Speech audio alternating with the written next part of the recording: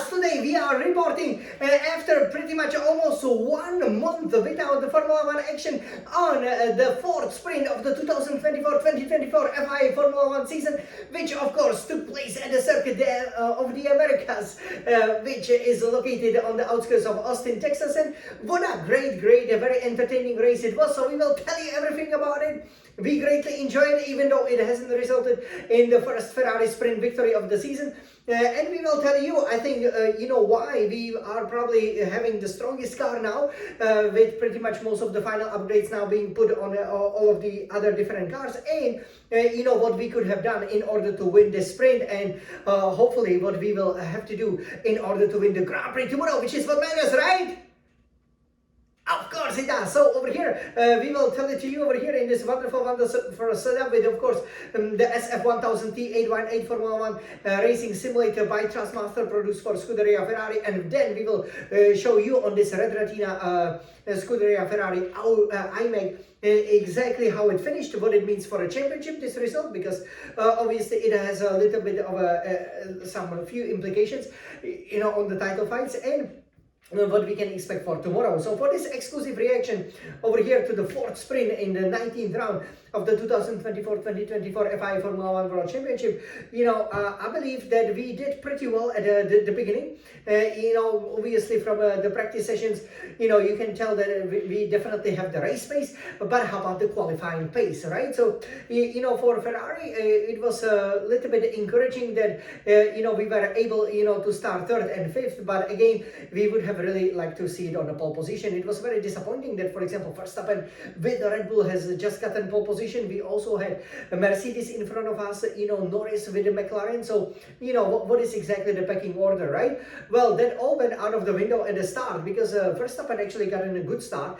And I believe with Leclerc and Sainz, they had a good start as well, especially maybe with the Sainz or even Leclerc. But, Russell really blocked everybody off. Maybe he was confused by some of the Verstappen maneuvers. But then, the real problem was that Norris has gotten through on the inside, right? So all of a sudden you have Verstappen first, second is then Norris, kind of, is there going to be a title fight, right? You know what happened, for example, in Austria, right? Again, this is where Verstappen won the sprint, pretty much the last, event that he has won. And Norris was able to challenge him, and then he showed him in the Grand Prix. But, here I have to say, that Russell did a good job, was fighting with Norris.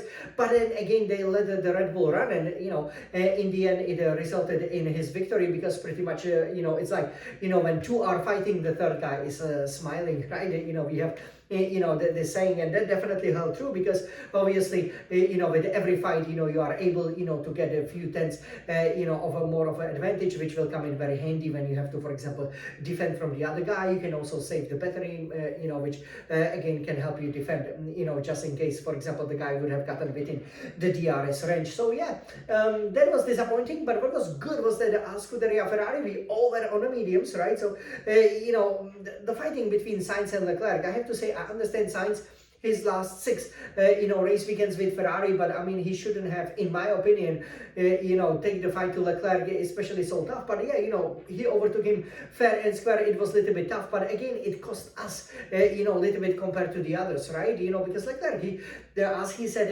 after the sprint, he was basically saving the tires, right? So, that's some very smart thinking. Well, we will see what Lewis Hamilton will do when he joined Scuderia Ferrari. He was distant 6th.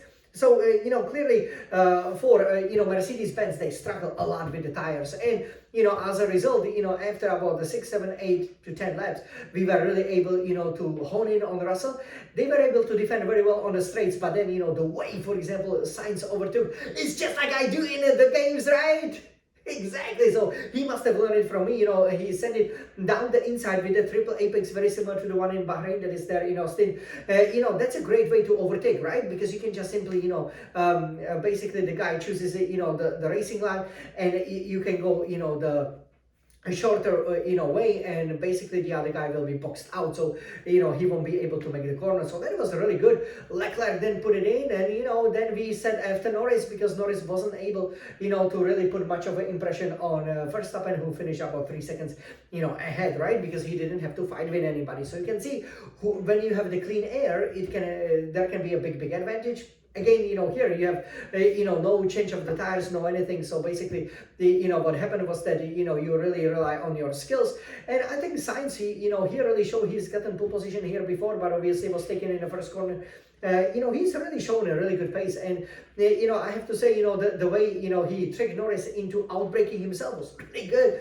We greatly enjoyed that. And then, at the beginning of the last lap, he took the position Leclerc almost did. And then obviously he was behind Norris, but didn't have a traction heading onto the main straight, and then tried to again send it down the inside in that triple left-hander, but Norris defended him well. It was a bit dangerous of him, but I think he expected that this would happen.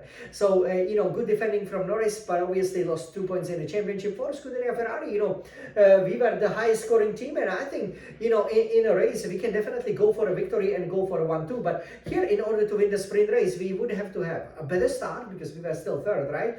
And better qualifying, just 2/10 of the pole position. Look, if you're on pole and the cars are behind, they clearly struggle in the dirty air, especially through the fast sections, and that's how we could have won, right? Or simply, at the start, don't keep the third and fourth position and let Norris go through, but go, for example, and make sure that you overtake Russell, for example, at the end of the first couple of laps, and then set after Verstappen, because I think we definitely have a better race pace than the Red Bull. So what do you think? Let me know how well you like the sprint. It was entertaining, a lot of action, but yeah, in the end, it didn't come out with a Ferrari victory. It's a 2-4, so a little bit disappointing, but hey, 2-4 2024. What do you expect, right?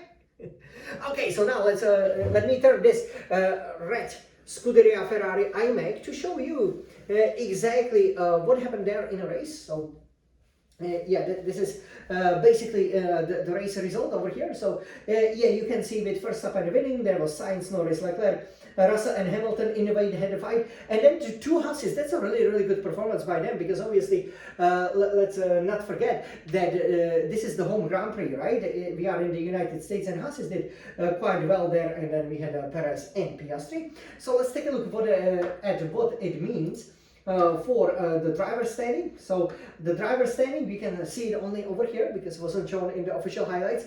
So we can see Verstappen with 339 points, increase his lead a little bit, obviously, to 54 points over Norris, who has 285.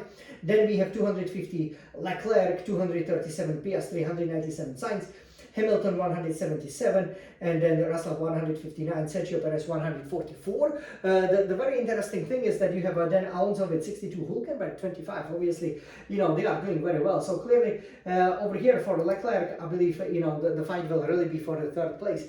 Maybe challenge Norris, because if Red Bull can keep up the pace and can qualify well, that will be a bit of an issue. Here is how the constructors look like. So 522 points for McLaren, looking strong. Red Bull 483, but we are on the charge, 453, only 30 points behind Red Bull.